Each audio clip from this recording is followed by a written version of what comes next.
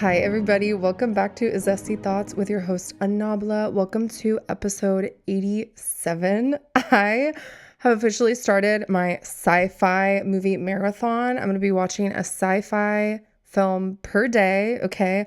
All of these are films I've never seen. Like I said before, I don't know how I got stuck under a rock, basically, and just like neglected to see all these films. But basically, I started last night and I watched The Matrix. The original first Matrix for the first time, right? I know that's like actually embarrassing to admit, but it was impeccable. Like I'm saying this assuming that everybody watching has already seen this, and like I'm just late to the game. But incredible film. I love Keanu Reeves. I've always loved Keanu Reeves. But boy, did he eat down in this. I mean, he's such a cutie pie. I've always been a fan of him. His acting is so like pure and nuanced, and like he's just such a pure soul, and like his true pure spirit comes through in that character. And like honestly, in other films I've seen him in, I loved it so much. Basically, now I have to watch the other three because I loved it so much. This is obviously like one of the strongest films to start with. It's like one of the most iconic sci-fi films of all time. I rate it a 10 out of 10. I literally hunted through my house to find these glasses so I could be in my like Matrix era, basically. So that's the vibe for today's episode. Anyway, y'all, I hope you've had a wonderful freaking week. I've had a very chill week myself. I am deep into season 1 of House of Dragon. I'm literally eating it alive. I love it so much. I do have some reviews for y'all other than my sci-fi marathon. I started it yesterday, so I only had one sci-fi to review, but next week I'll have 6 or 7 to review. A little recap of my week. I did go to Santa Barbara this past weekend, Santa Ynez National Park, to visit my grandparents. It was beautiful. There was like a horse stable at the campground that I went to, and like tent camping, cabins, obviously like RV spots. It was humongous, but it was so beautiful. It was like, I'm not gonna lie, a little bit scary. I drove up there on Friday night and it was like nighttime, like after sunset, and it was pretty chill. Like the 154 highway itself is like fine for those of y'all that know. There's a lot of like lights. It's like giving Canaan Dune in LA, for those of you that are in LA and you know what I'm talking about. Speed limit's like 55 basically the whole way, except for in turns. But turning onto Paradise Road was a little spooky. That was like one of those like one-ish lane, pretty thin ass roads, right? And at night, it's like, you can't, like, I'd never been there before. It's like at night, I didn't know what I was getting into. I didn't know what kind of road I was going to be on. It was giving Tiptoe Through the Tulips, and like I had music shuffled. And then at some point on that road, I did lose service. And then it was a little on the spooky side. I did have to go to my like downloaded playlist. I don't really have that much music actually downloaded on my phone. But I do have my like listen to this shit playlist. The first album that was on there was Charli XCX's album for Wuthering Heights, which I told y'all I already started to listen to last week. One of the songs I shouted out. And this week I did like a full deep dive of the album, started it on that drive in the dark, right? At like 10 o'clock at night. And then I finished it on my drive back, like during the day. Holy crap, this album, you guys. I like really am like dying to see Wuthering Heights, because I'm like, if this movie is giving any of the same energy that this album is, I'm literally gonna eat it up. I can't stop listening to it.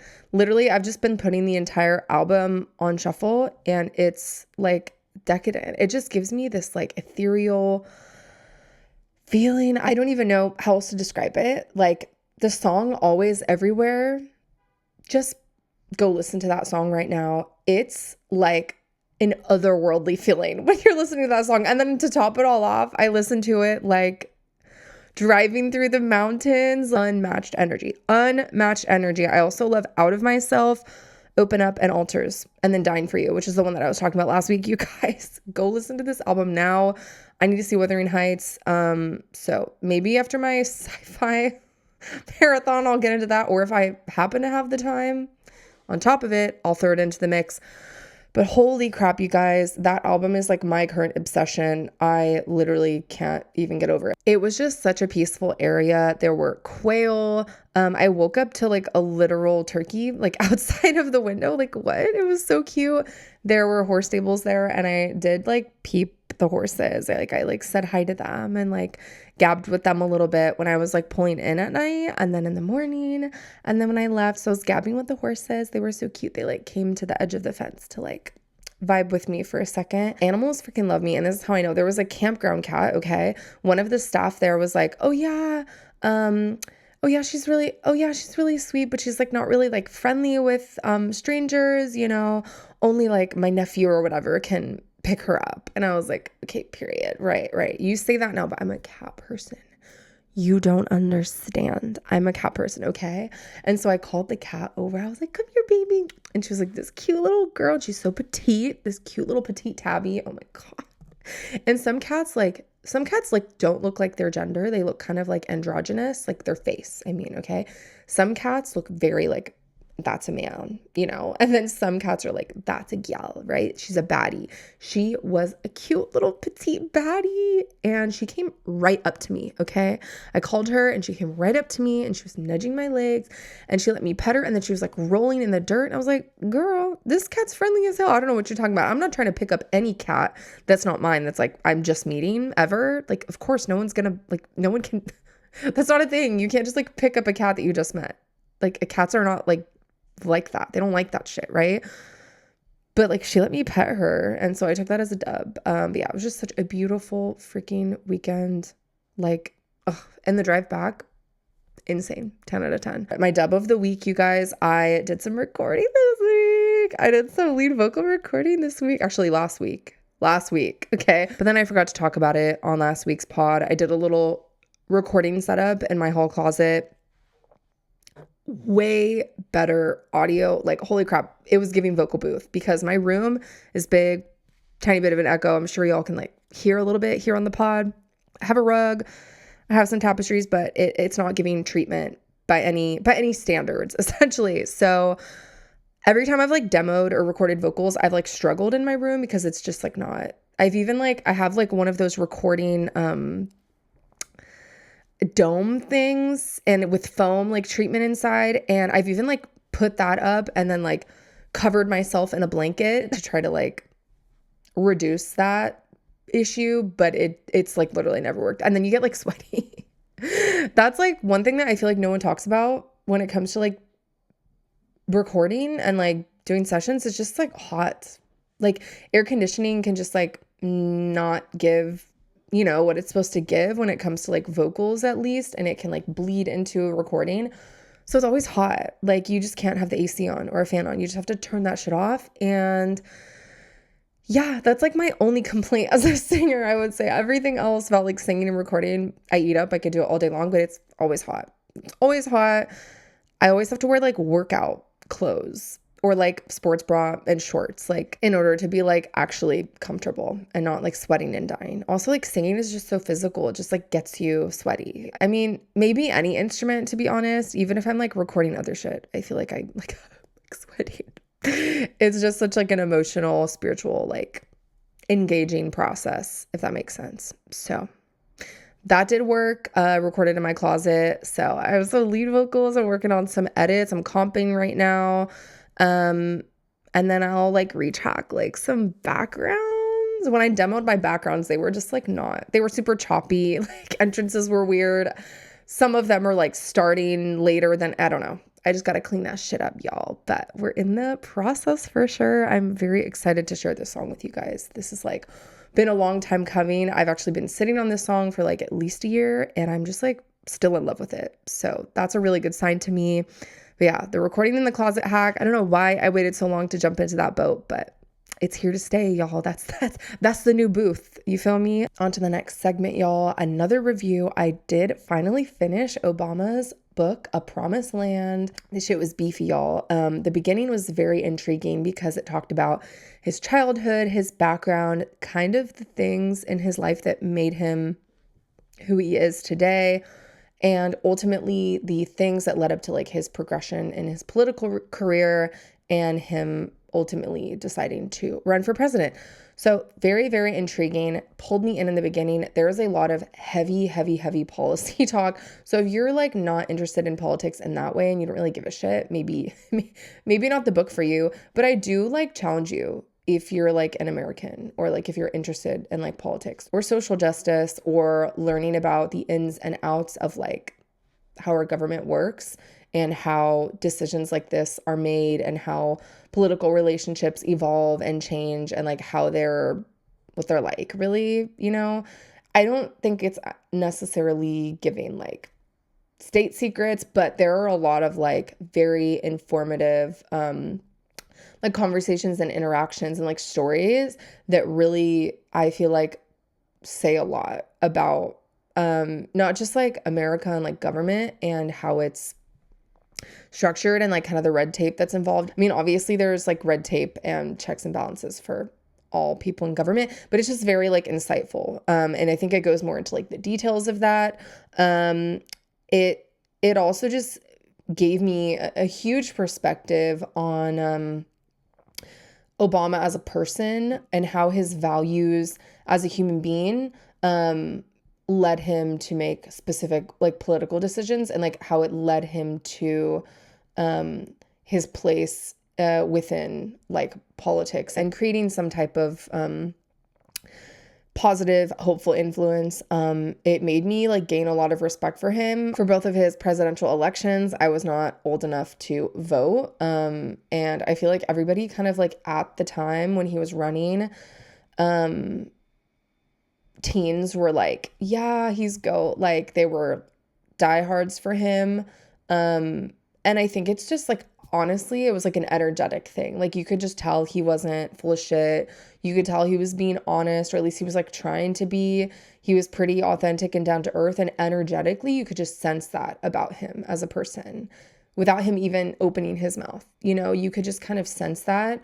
And it just like doubled down for me that like you can't really hide like bad vibes. Like it's pretty obvious when someone has like ill intentions or kind of like selfish intentions when it comes to politics, and it just kind of confirmed that for me. Everything about Obama that like I had perceived from a young age was just confirmed based on like his values and the way he talks about people that he doesn't maybe like agree with politically, the way he talks about adversaries and like foreign entities and foreign like leaders and things like that. He just has like the utmost respect, and I feel like he represents kind of the last leg of like real, authentic, like equitable American values. Like I think what we had all been for so long trying to like go toward as a country. In a way, it created a lot of nostalgia for me, because I feel like that intention and sense of respect and like dignity, I feel like is just not like, I just think it doesn't exist anymore in American politics. I think I feel nostalgic toward it because a lot of people my age growing up, were actually taught about like struggles within American history and like our the dark side of American history. But we're also taught at the same time, yeah, we're moving away from that and we should continue to do that. And you should, as a person, everyday life, treat everybody, with respect. And in your daily life, you are like this little ripple in this giant wave. And you with your own actions can like affect change in a way that can impact entire groups of people or an entire nation. I just feel like there was a lot more hope at that time. And whether you want to say it was blind hope, maybe for some people it was, but I think that that's why education is so important. Like when I talk about any issue in life, any social, gender, like race issue, at the end of the day, I think that education is like the end all be all solution to a lot of major issues that the world is facing. and I'll die on that hill. Basically, I've talked about this with like my old roommate before. Like, I will die on the hill that like education is the key to a brighter future, a more equitable future, a more equal future for everybody, regardless of their background and their identity. So like within the context of current times, just hearing this constant discussion amongst educators that, you know, the system is like not working for children, and that parents aren't pulling their weight to I don't know, to really parent their child. There's this weird wave of like millennial and up like parents, and they're just, I'm not going to say this as a blanket statement to like every single one, because I know some parents that are that age that are like phenomenal. But there is this like really big wave. I mean, there's teachers dropping like flies and making rants online about how dire the situation is. The No Child Left Behind program is just like completely just like this huge detriment to kids being able to succeed in like higher education, this reliance on AI and technology, even just like having any type of computer or device in the classroom that's used like regularly. To me, that's crazy. Like, it really does seem like there is just like this wave of parents that are just like not pulling their weight. They're doing the absolute bare minimum. They maybe didn't get the best education themselves, and maybe their parents didn't really give a shit about their education. So like they're not placing that value on education for their own kids. Like in the same way, they're like, whatever. Like their standards for themselves are the same, like for their kids. Like they're not trying to like have bigger goals for their kids than for them, which is crazy. I think most parents are probably well-intentioned in that way, that they want like a better life for their kids than they had. But also like sometimes poverty doesn't like allow you the privilege to even have that mindset, or to even like have the mental capacity to try in that way. And that's just like another layer of this whole issue, that like with the economy and housing being in such a detrimental place, I think it is having like, I'm already seeing, at least in my opinion, a ripple effect on cost of living and like people's ability to support their family in the ways that they need to. I also do feel like social media and online shopping has like created this like disgusting reliance on like overconsumption. And I think that also probably affects, not probably, absolutely affects American families financially, because people have fucking shopping addictions, you know what I mean? And then they're not actually using the money that they do have in a responsible way. Like everyone online, probably a majority of like influencers are in credit card debt, right? It's all facade. Like for what even, you know, like that inauthenticity of like this like unrealistic lifestyle, and then like kids are looking up to that. It's just like, that's the last thing that kids need to look up to, because they're not even getting an education to the extent that they could go to, you know, university or get a degree and then have a job that could afford that lifestyle. So like, what is it like that we've completely lost the plot? Basically, this rant is going just like full-fledged. We've just lost the plot, right? And then kids are going to be on social media and see that, and like not even be close to having the skills to like provide that for themselves. And then like, what does that create like mental health wise? Like resentment towards their parents, resentment towards education, towards society, towards whatever. And it's like, I don't know, man. Hopefully these kids can just be late bloomers, but hopefully they're not all like just reliant on AI and like crypto scams and like, I don't know, like drop shipping. It's just like, we've lost the plot, y'all. We've lost the plot for sure. All that to say, this book did remind me of that feeling of, you know, hope and perseverance, and like remembering that like America, as with any like country or any like society or civilization, is constantly evolving.